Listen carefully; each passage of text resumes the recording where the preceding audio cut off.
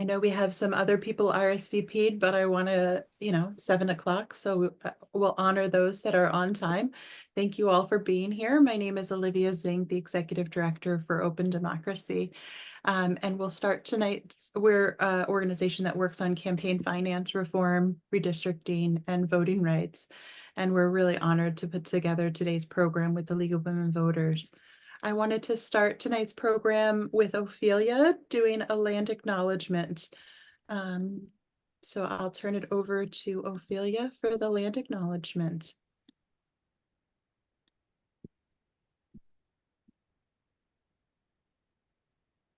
Thank you. Good evening, everyone. I am Ophelia, and I am the democracy organizer with Open Democracy, and thank you, everyone, for joining. Open Democracy acknowledges that we do our work on the Ndakina, the traditional ancestral homeland of the Abenaki, Pennacook, and Wabanaki peoples, past and present. We acknowledge and honor with gratitude the land and waterways and the people who have stewarded Ndakina throughout the generations and continue to do so today. Thank you so much. We'll turn tonight's program over to Liz Tantarelli to begin to explain the basics on how to lobby. Thank you, Liz, for being with us. Oh, thank you, Olivia. And I see many familiar faces here from League of Women Voters and from Open Democracy. We often testify in the same way on the same bills.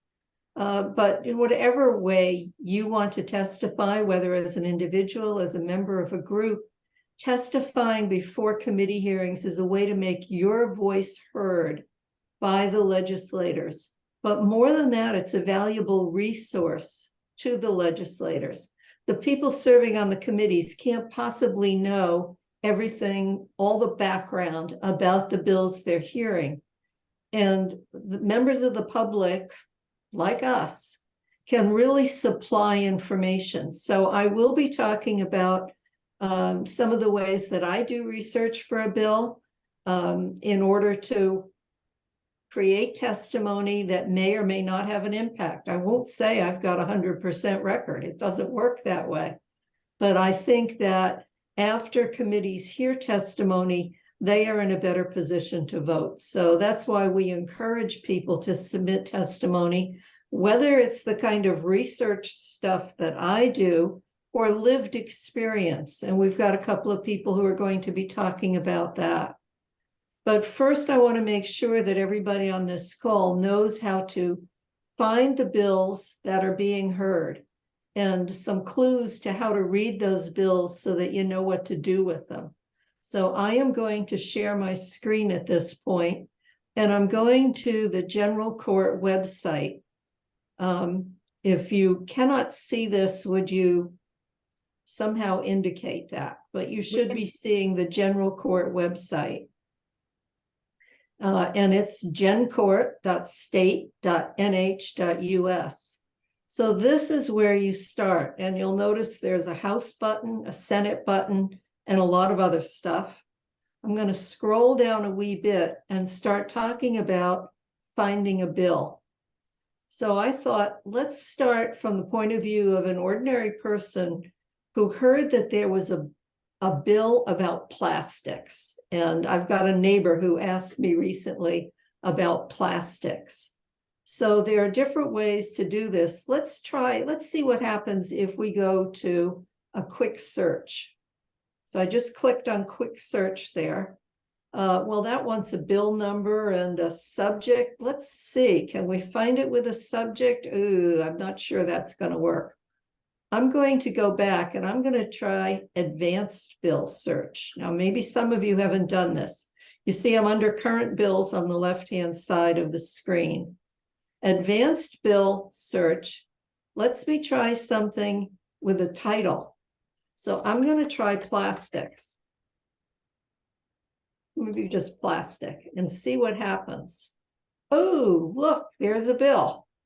Yes, this is the one I was looking for. Isn't that marvelous? So House Bill 1207 is relative to single-use disposable plastic foodware accessories. That means forks and spoons and plastic straws when you go to a sort of fast food place. That's the bill I wanted to testify on. So now I can decide, if that's the bill, I could just click on the bill and we'll read the text. I could find the docket of when it's going to be heard. It's actually says it right here because it's been scheduled. It's being heard next week on what is that, Tuesday or something. But let's look at the text of the bill. So I know it's in the House, it's in a committee, it's in the House Commerce and Consumer Affairs Committee. I'm seeing all of this just by clicking on that plastics topic and coming up with this. But let's look at the text of the bill.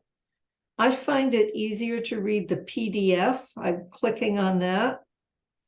And we're going to see what's here. All right, so we have the title of the number of the bill, House Bill, which means HB 1207.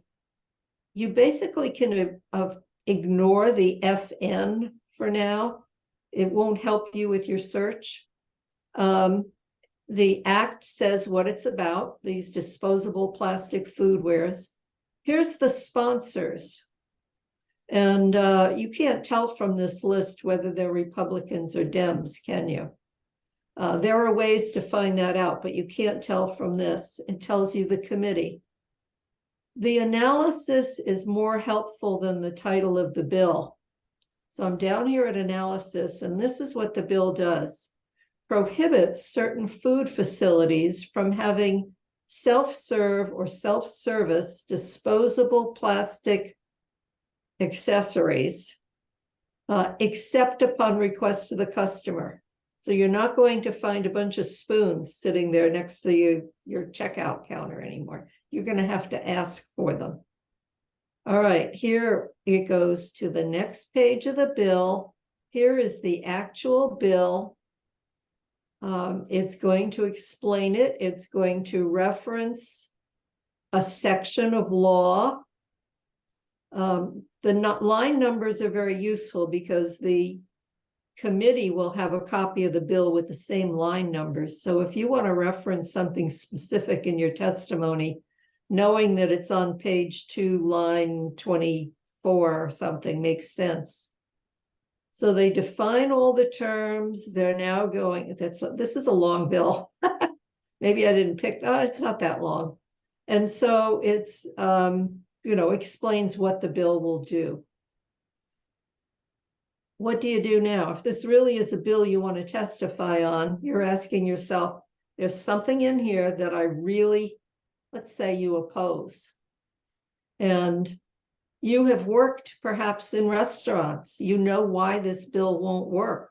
So you can use that lived experience. But maybe you've also done some research. Maybe you're on the other side and you say, this is good because our research for environmental impact shows us why these plastics, these single-use plastics, are so damaging. So based on that, you then go out and do your research. Now, before I get to talking about that, let's go back and pretend that you didn't quite find it that way. Somebody gave you a bill number. So here we are back on the home page, and somebody told you, you should call your legislators about HB 1207. It's about plastics, and they got you all geared up. So just typing the bill number that way, how HB means it's a House originating bill, SB means Senate. We've got the bill number, and then if you click the search, we come up with the same kind of thing. And then you just click on the bill number on the left, and you're back to that page we talked about with the other search. So it doesn't matter how you get here, you're finding these bills. You can also, if you're saying, I'm not looking for a particular bill, but I really want to see what the environmental bills are, for instance, you can go to the House homepage and you can look at committees, the standing committees. And my goodness, I bet there is an Environment and Agriculture committee. And if you click on that, you can see a list of bills currently in committee. There are 41 bills in this committee. Well, it's not as bad as some others, folks. And so now you've got, again, the title, and now you could just click on the number here to get more information. I realize for some of you, this is old hat, but there may be some people on here who haven't tried to do this.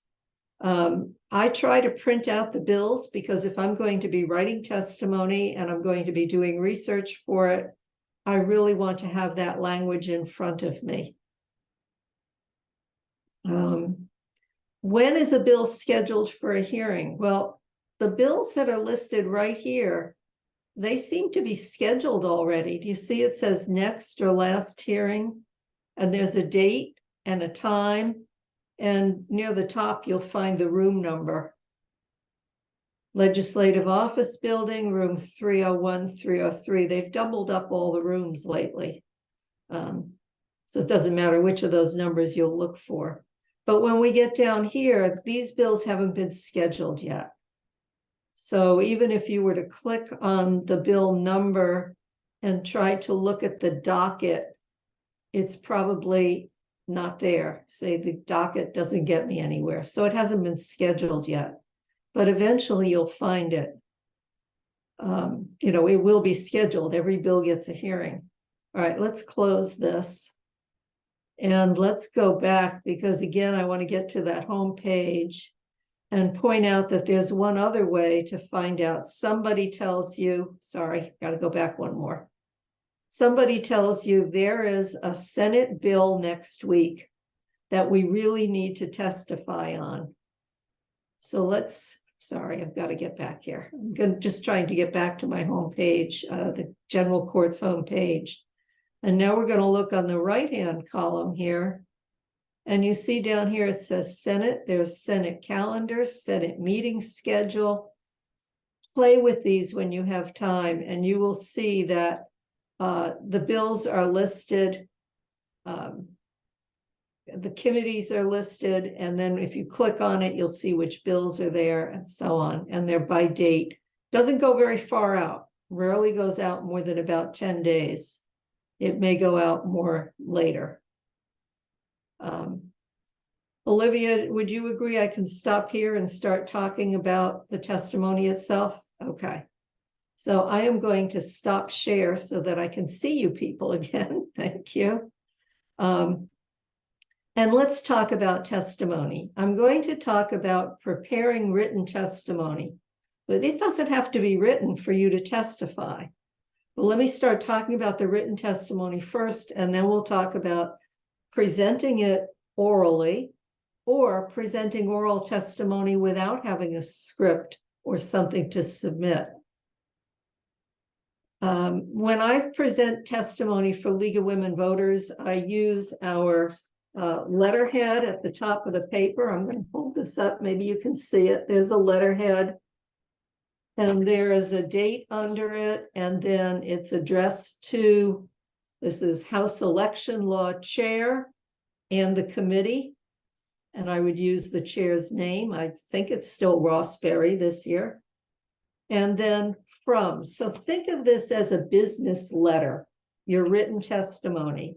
You've got the date, and I use the date of the hearing, to the committee that it's addressed to, and it's addressed primarily to the chair and the committee in that order.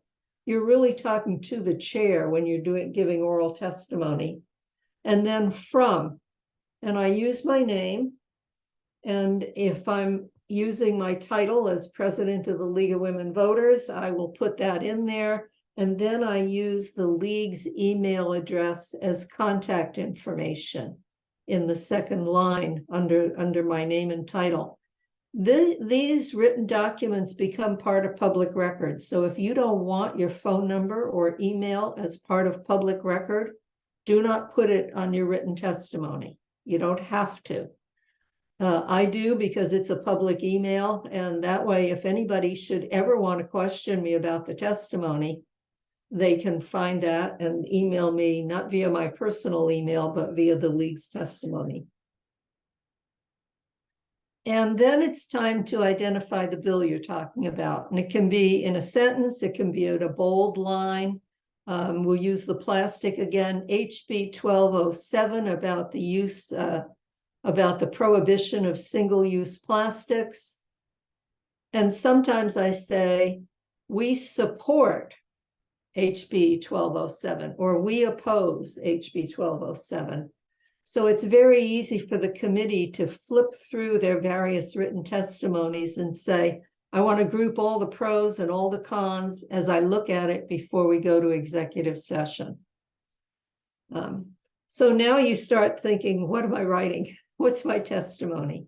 You've read the bill, you've done some research, you're going to put it together. And I would like to show you something I'm cleaning out at home, by the way. And I've decided I really don't need testimony from 3 years ago. It can be filed in the league office. So this was some testimony I submitted back in 2018, and it has a number of pages. This was about the bill to allow absentee voting when there was a storm on election day. And remember, we had those 2 years back-to-back town meeting storms. So all these additional pages are copies of news reports from those years that show just how bad it was. And it's not the way I usually put testimony together, but I often have an appendix with some information. I don't read that to the committee. I say there is additional information. I've got the snow totals for those days. I've got the news reports. I've got quotes from town managers who are having troubles keeping the polls open, whatever it is. I just kind of summarize it and says it is in my written testimony. So I tend to turn in term papers as testimony sometimes. And some committees appreciate that. Some, I think, don't bother reading it. But for those who do, it is researched material and it's referenced. When you've prepared your testimony now, I usually close with the line, for these reasons, we ask you to oppose HB 1207 or whatever, or we ask you to support it. And that's kind of how I close out the testimony. And then the researched material follows. But let's talk about now presenting this. So let's pretend you're going into the house, you're going to present this testimony on plastics. You go into the room, and near the front door are a pile of these little pink cards. If you're going to speak, you pick one up, you fill it out with the bill number and the date and the committee, and whether you support or oppose the bill, and the time needed to speak. I saw in one committee, somebody said, I need 15 minutes. Well, the chair laughed at him. So my suggestion is put down 2 minutes. It may take you 3, but it doesn't matter. Put down 2 minutes. They may limit you to 2 or 3 minutes. And then your personal information is at the bottom. And again, this is public record. They do ask for your address and your phone number, and if you're representing a group. And if you don't want your phone number to be public knowledge, don't put it on there. But you should put your name and your town at the minimum. And then this is turned in usually to the clerk of the committee. Sometimes there's a little pile right at the first, where the first person sits on the committee. And then eventually they call you. You probably will not be first because the sponsor is first.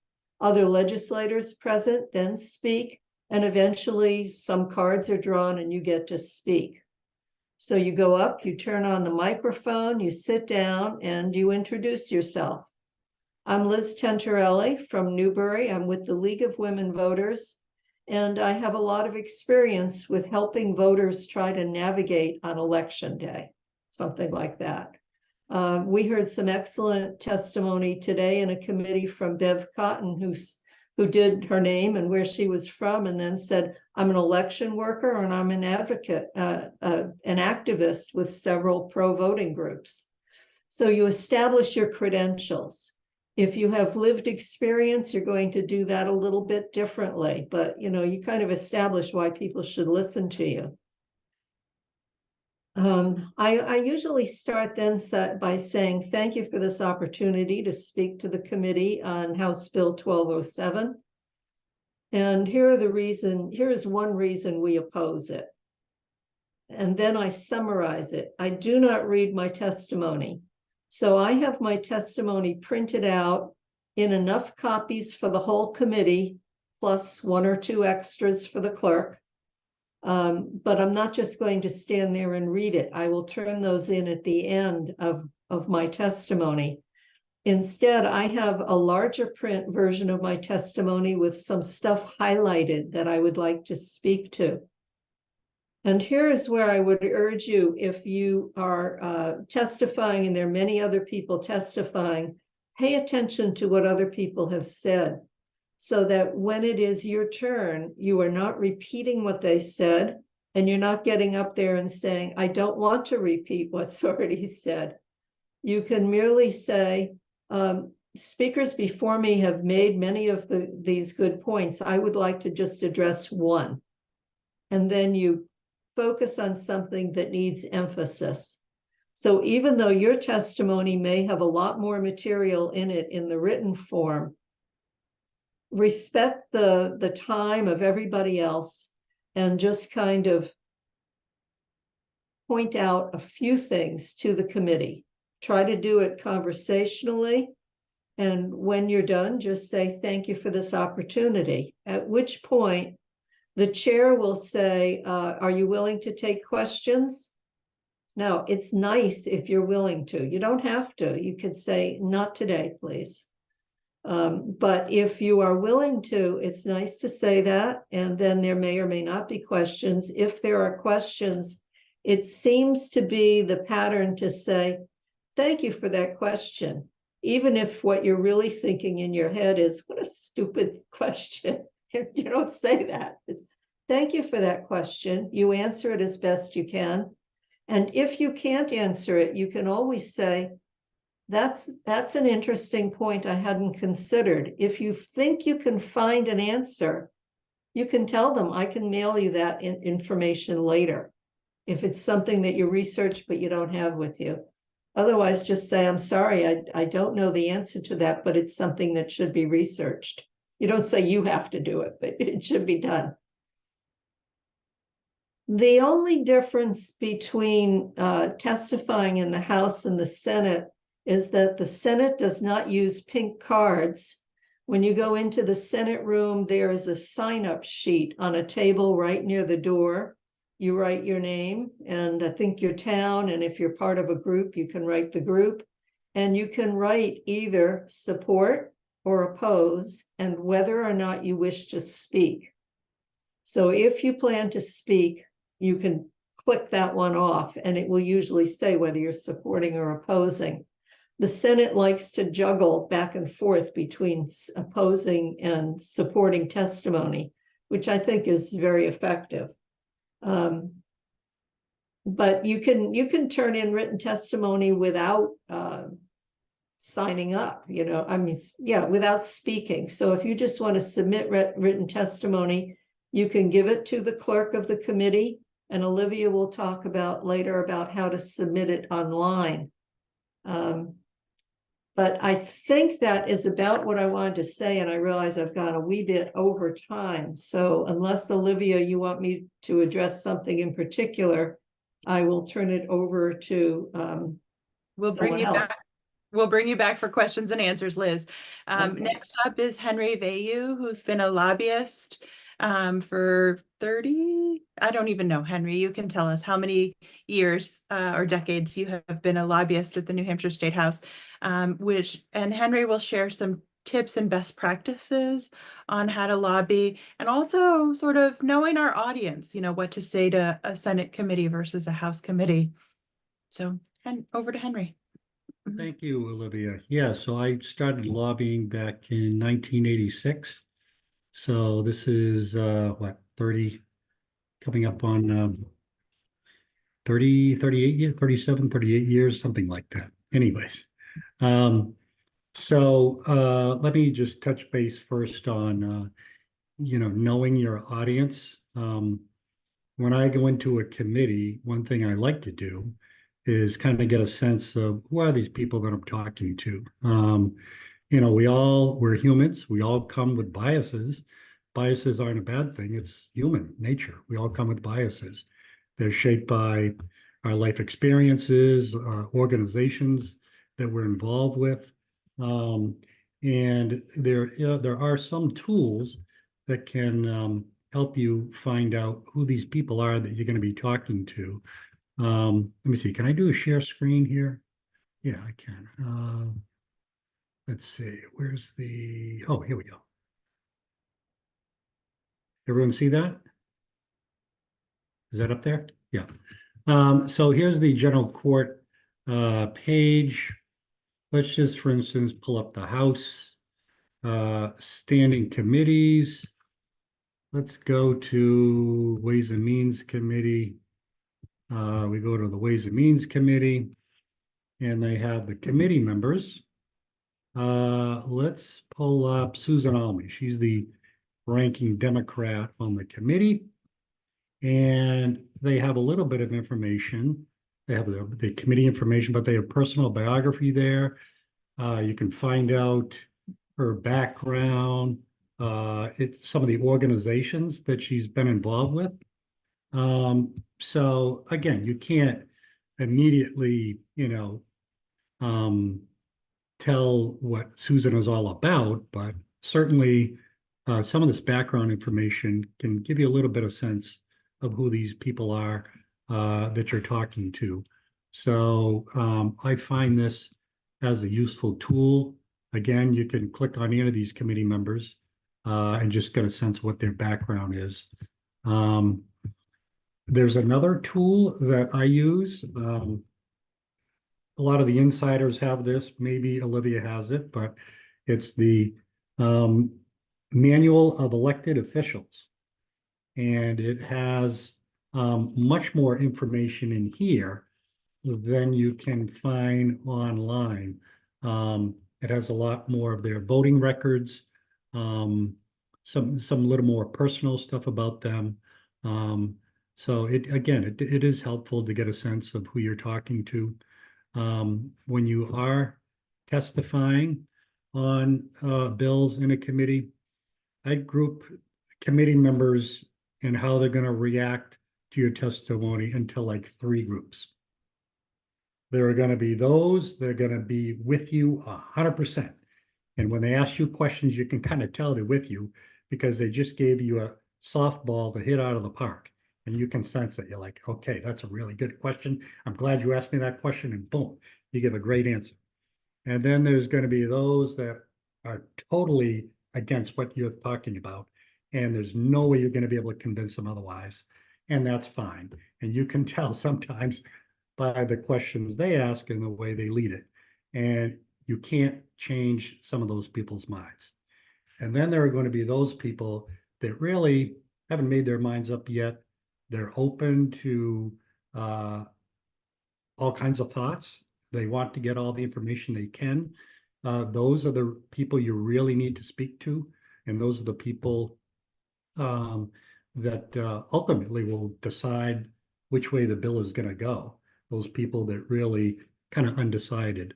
I thought Liz did a great job at talking about how to deliver the testimony. I always try to keep it to no more than 3 minutes. 5 minutes at the most, 5 minutes a stretch, 3 minutes, because there's a whole bunch of other people that are going to speak. you got to realize some of these committees are hearing 7 bills in a day. If you're testifying in the afternoon, they've already sat through 4 hours of testimony, and we're all human. You sit through 4 hours of testimony and you get another hour ahead of you.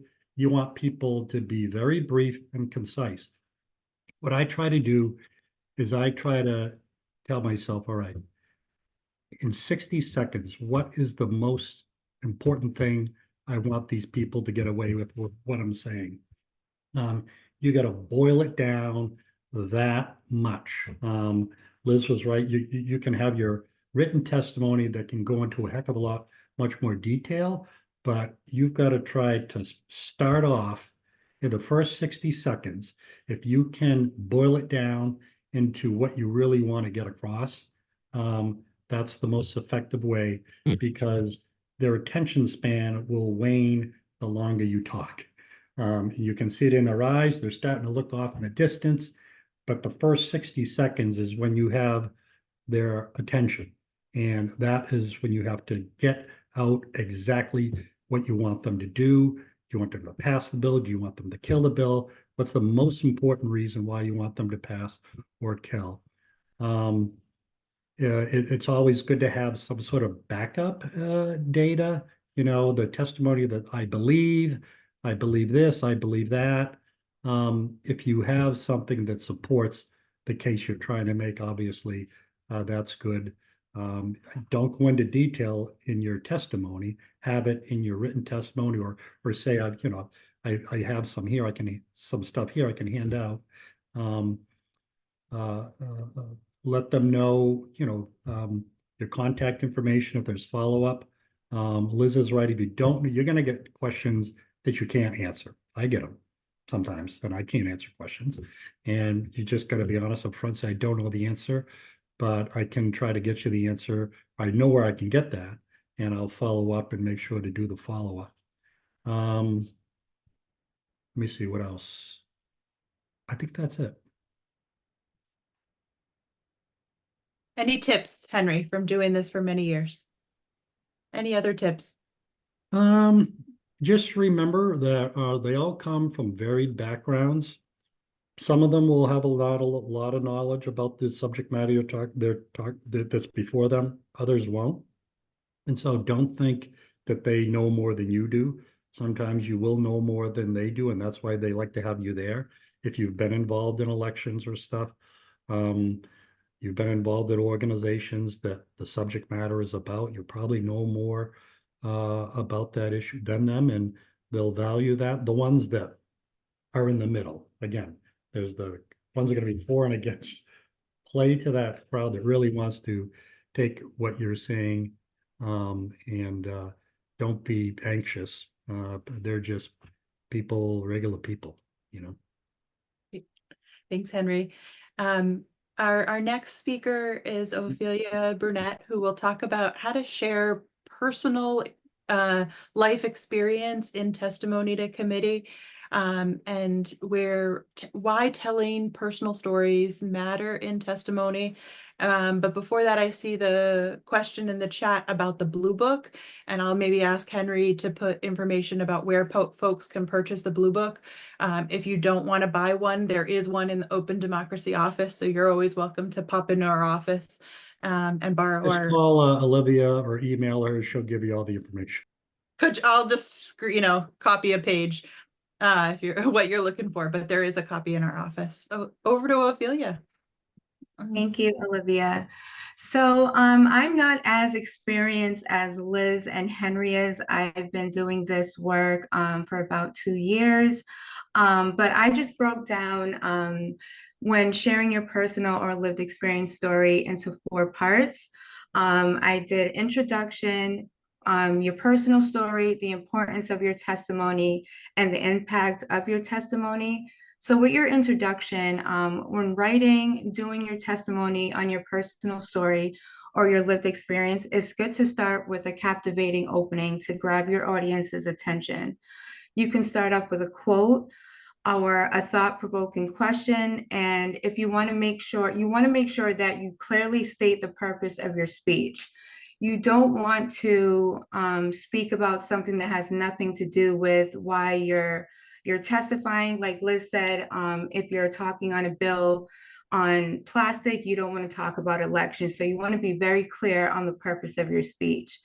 Now to your personal story, you want to you want to share your personal story and explain how it connects to the issues that you want to address. Be authentic and vulnerable. This will help the audience connect with your experience. Describe the challenges you face and the impact it had on your life, maybe your family's life, loved ones, anyone that's involved with you as well. Use vivid language and emotional appeal to make your story compelling. Then the importance of your testimony. It's so important for individuals with personal stories and lived experiences to give testimony at the State House. There is such power in personal narratives in shaping policy and influencing lawmakers' decisions. Me personally, I genuinely feel that narratives are more effective than facts, but that's just my opinion. When you're listening, if you're at the State House and like Henry was saying, you know, people's attention spans nowadays are very short. You know, people start listening, then they start, you know, going off into space. They kind of don't want to sit there for too long listening.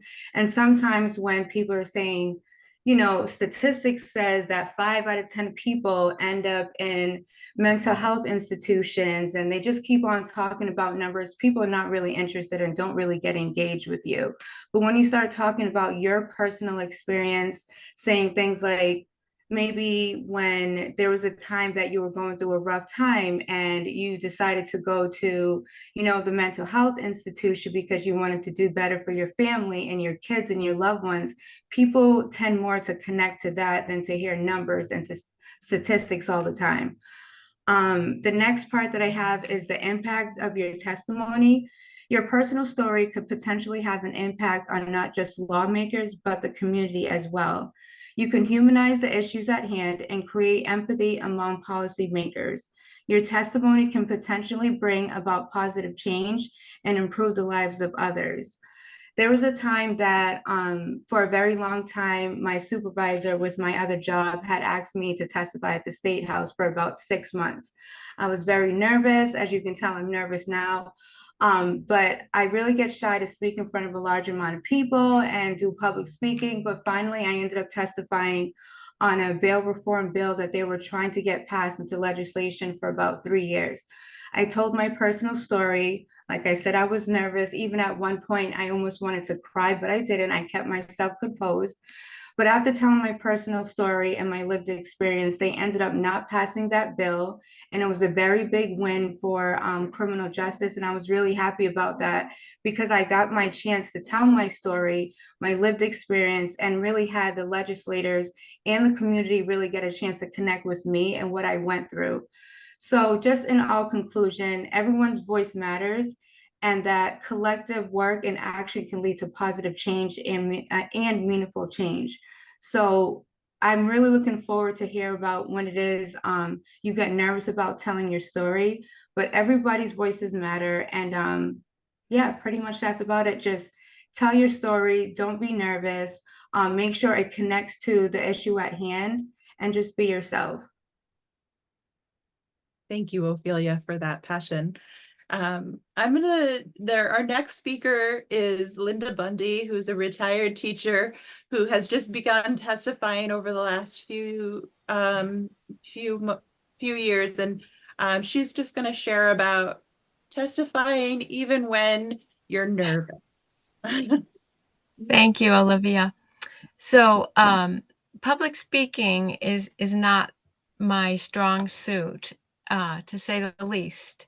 I'm always nervous, and I always have my testimony written in front of me. But you can gradually progress and grow towards testifying in person. You don't have to start out with that. The hearings on bills are live streamed, so you can watch the live stream remotely just to see how the process goes and what it looks like. And a simple way that you can show your opinion is to sign in to support or oppose a bill on the state website. If you feel you want to say more and address it more specifically, you can submit your testimony electronically.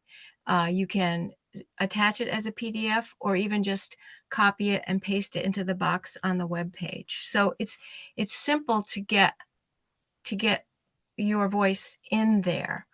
And then you can start attending the hearings in person. You don't have to testify. You can just sign in whether you support or oppose the bill.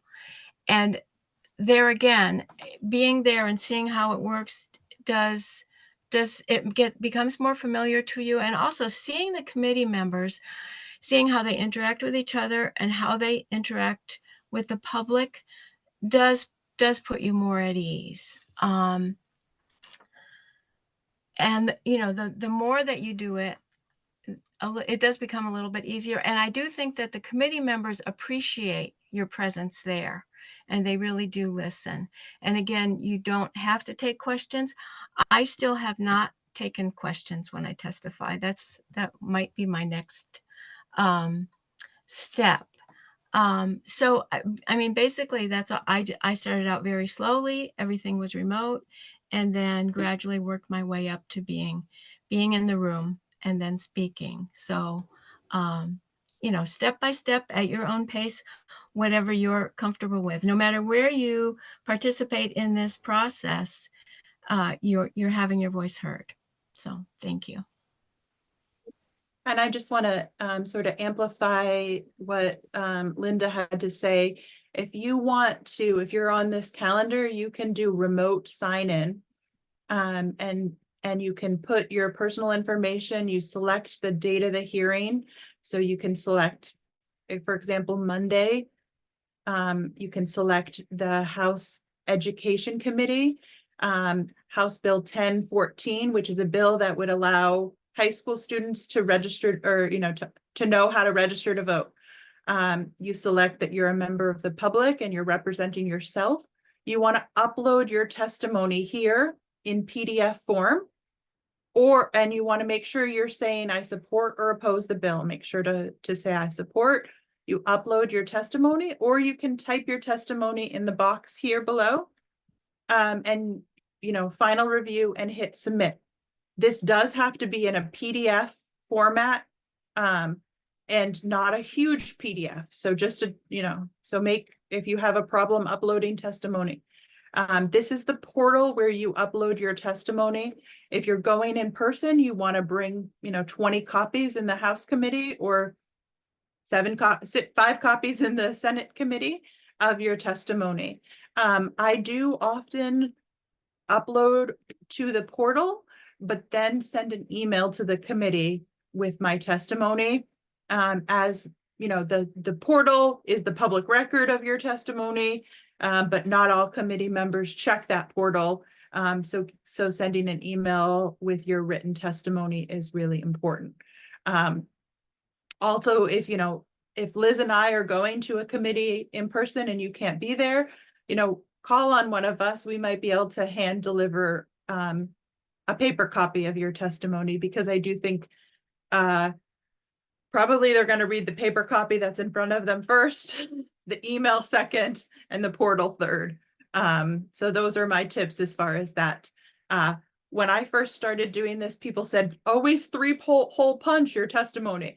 I don't know that that's quite the rule these days, but many of the legislators have binders that they put these written testimony documents in. And on that note, we're going to open it up to the audience for questions. So if anyone has a question on testimony, or we've all covered the basis. So you can either raise your hand or add it to the chat. Sarah, thank you. Hi, Olivia. Nice to, very well presented.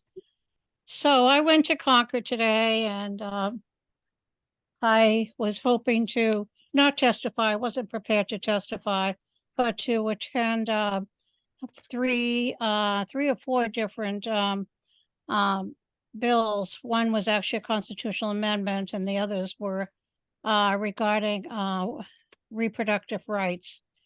And I have to admit it, the first one started at 1 o'clock, and I have to admit I got there just about 1 o'clock due to being up in New London earlier for a meeting. But anyways, long story short is I got in there and it was in room 100, which is, as many of you know, is a small room. I did get to go in and I did sign in a pro for all of the bills, and they were, but they were all going to be in that room. I tried to stay to listen and was asked very quickly to leave the room because there was only no standing room. And I went out to the hallway and there were probably 30 people out in the hallway that couldn't get in, and many of them wanted to testify. There was no audio visual outside. I just thought, why is this being held in such a small room? Even signing in was outrageous. You were squeezing in between people in this tiny little table, and it certainly was not welcoming at all. So I just don't know if that was on purpose, knowing that there's going to be, and I did see a lot of oppositions on the people who signed in. So I don't know, maybe I'm reading something in here that really wasn't so, but I was really upset. I left because I knew the rest of them would be staying in for the next 3, all similar, all reproductive rights. And I'm not going to stand out in the hallway for the next 2 hours. One of the women I spoke to out in the hallway said, I can't believe they even won't let people in that are testifying, that had signed up to testify. So here we were with not even being able to hear anything. So that's my one big gripe, and I don't know if you can address that. The I other think Liz thing is, ready to address that, so. okay, I just had one quick other comment. I know people have said that the committee is listening. I have a hard time when the committee chair didn't even show up till 3 minutes into when the one that was presenting the initial, this was the constitutional amendment. She was 3 minutes into her testimony before the chair even showed up, and then the chair sat down and proceeded to write and talk to other people. I felt there were only 2 members that were actually appearing to listen, and it's very disconcerting. So I don't know if you can address either one of those, Well, Olivia.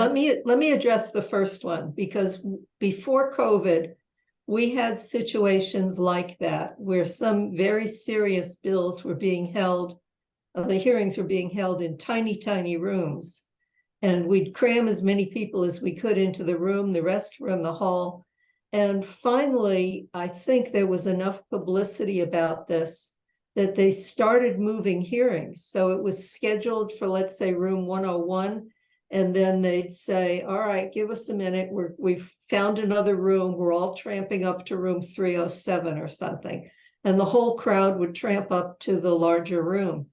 And we did that one time with an election law bill, and we were still filling that room. And there were lines down there, and they said, okay, we're not going to start the hearing yet. We've got Reps Hall. We're all going to troop over to Reps Hall. So it took a good half hour before people were ready to start the hearing. I think that needs to be publicized. The press was on it a few years ago. And if they're still Right. doing that on a topic where they knew that reproductive rights and abortion issues were going to draw a big crowd, they were wrong not to schedule it for a larger room to begin with. Well, you And- know me, Liz, I did speak up to just the person that was, politely, and he said, you can't stand there. As you'll see, this big sign on the door saying no standing room, no, nobody can stand. So going out, like I said, there were a lot of people there. And I said, well, there were a couple of people on the side they were standing. Well, they must be press. I said, I simply said, why didn't you schedule a Right. larger room? So Well, I there think are- it's he said- worth he a said- formal protest, Sarah. Right, he said, oh, there are no larger rooms, and I said, okay, true. really, first time I polite, but really, I was surprised that the whole sign-in should have been out in the hallway. They couldn't get near it. You were breathing on each other and squeezing literally between each other to sign on. Yeah. So thank you So- for that comment, because I thought I was being just, No, not at all. And it's worth if this was a House bill, it's worth a letter to the Speaker of the House or to the Senate president if it was a Senate bill. Well, And this say, was this is Senate, not the way it was, should be treated. right. It started I- with these all Senate, but go ahead. I will say that you have to advocate for a bigger room. So if you know, if you have friends that are inside the room, asking them when they testify to say there's lots of people outside that can't be here, can we recess and have a bigger room? I think it's something that needs to be publicly advocated for. Also, those sign-in sheets, they don't like it, but they can go out to the hallway. And so just grab a copy of the underneath sign-in sheet and bring it out to the hallway so that other people can fill it out. I have done that a number of times. I know they don't like that when you start like bring your own clipboard and pass it around in the hallway, but I have done that before. And I think it's also it's not recognizing the citizens that took their time to show up. You drove a fair amount of ways to go to Concord, and it's a little bit disrespectful. So I think it's okay to follow up. Henry, do you have tips And on not this? to, and not to mention, there were 3 more hearings after that in the same room. This wasn't just this was an all Right. afternoon thing. And I knew the others were gonna stay, so there was no reason to stay. Henry, thoughts on this topic? Yeah, I mean, different committees are led by different chair people and they have different approaches. Sometimes if the chair doesn't really care for the bill and doesn't want to hear a lot of testimony, they're not going to make it very accommodating. But most of the chair people are fair and, to your point, if you bring it up in the committee, that there are a lot of people here outside that can't hear or whatever, could we please get this to a bigger room? If they can, or they can go to the reps hall, which is always available. You put them on the spot like that, sometimes you'll get success, not all the time, but And oftentimes it's sometimes if you get a hold of a staff person of one of the Senate aides. So I don't know what committee that is, but like, I'll just say Tricia is the committee aide for the Senate Election Law Committee. And sometimes she can be helpful in helping get the room moved. You sort of, send a message to the committee aide and say, hey, the finance room is open and it's a big room that's empty. Can we move there? That can be helpful. Other questions on how to testify? Oh, and I will also say, Sarah, because you brought up a good point. Arrive early. It's always good to get to the committee room before the hearing starts. It's always good to sort of be able to chat in the hallway. It always takes extra time to park in Concord. So like to try to arrive to a committee room early so that you could get a seat. So it's also a good tip to arrive early.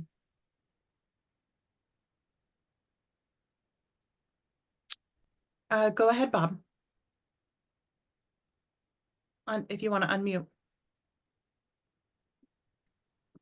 Thanks. For those who don't know how to create a PDF when submitting testimony, in the past, we have sent our presentations to Doreen, who can convert our presentations into PDF. And I wonder if that's still an option, Olivia? Yes, if you are testifying on an open democracy priority bill, Doreen will be happy to help you convert something to a PDF. So if you need that technology help, let us know. But also it's pretty, those of you who are familiar enough with a computer, you can oftentimes save a document as a PDF to submit your testimony. Griselli asked a good question about committees will often hear a bill. The Senate will hear a bill, the Senate will vote on a bill. You can get a second committee. Sometimes things go to a finance committee. So oftentimes if you miss the first hearing, there is other opportunities to publicly testify to. Oh, Catherine asks a really great question about remote testimony. So during COVID, they let us remote testify. Henry, do you think they're ever bringing it back? I'm turning that one over to you. Remote testimony, I don't think so. Unless, the pandemic gets bad again,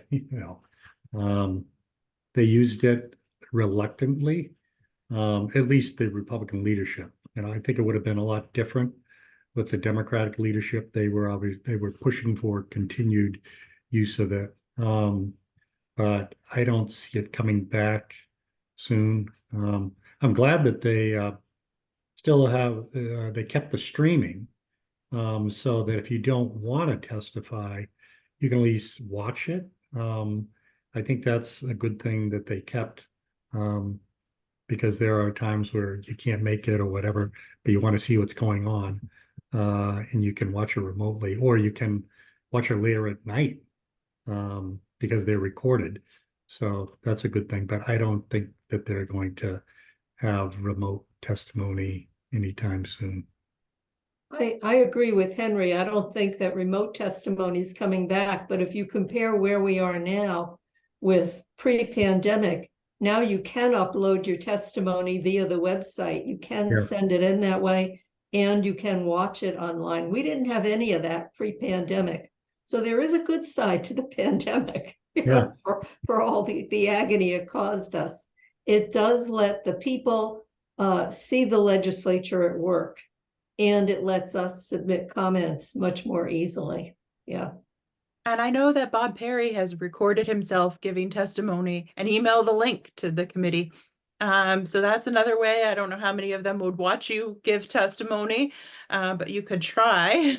But I also do think during our redistricting campaign, we asked the chairperson to have an evening testimony. Would you be willing to have testimony in the evening? And they did accommodate that request for one hearing and had an evening testimony. And I know the state budget does do an evening testimony sometimes to be able to get testimony from people who are working during the day. So Lois, see your hand up.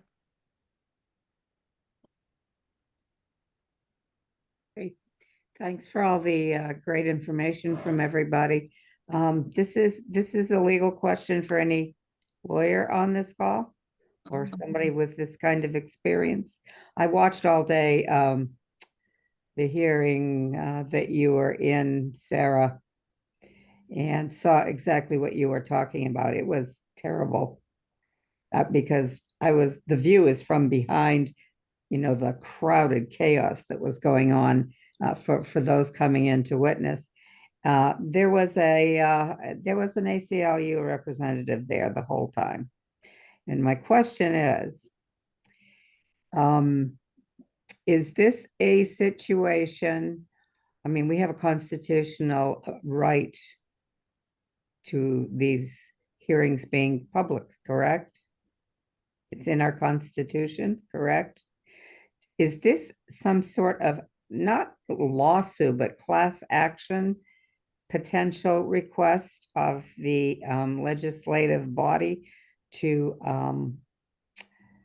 plan for moving a hearing when it is clear that the majority of the witnesses are going to have to stand outside and hear nothing, and bring it as a class action request, not a lawsuit, because I'm sure that's not the only hearing where that happened.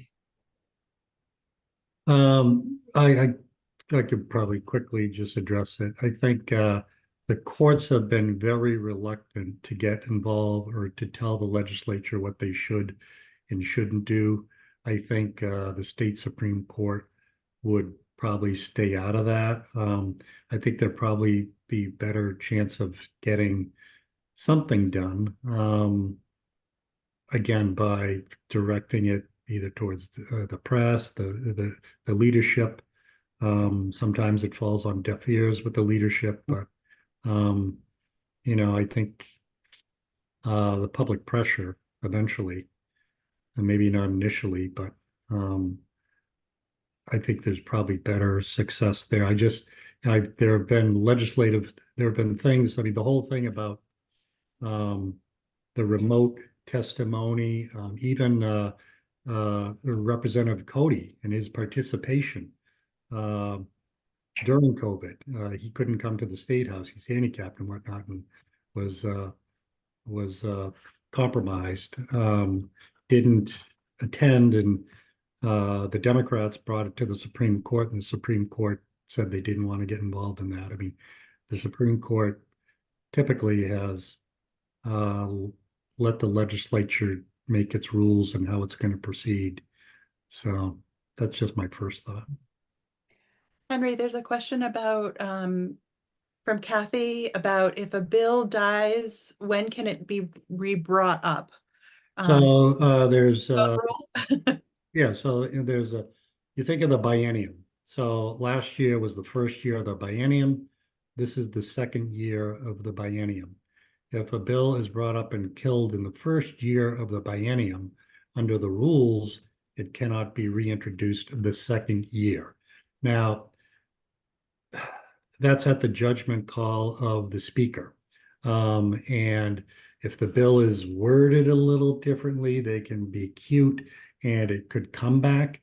Ultimately, his decision, the speaker's decision, can ultimately be challenged and the full House can vote on it. Now, if the Republican is in the majority and the Democrats want to challenge the ruling, and there are more Republicans in the room on a session day and they challenge the speaker, chances are his decision is going to be upheld. But typically, and I find they do largely follow the rule where if it's been killed in the first year of this session, it can't come back in the second year.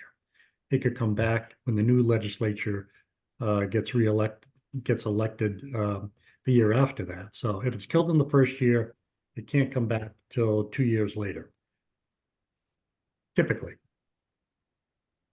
Gracelli asked a good question about if a lot of the committee members aren't present.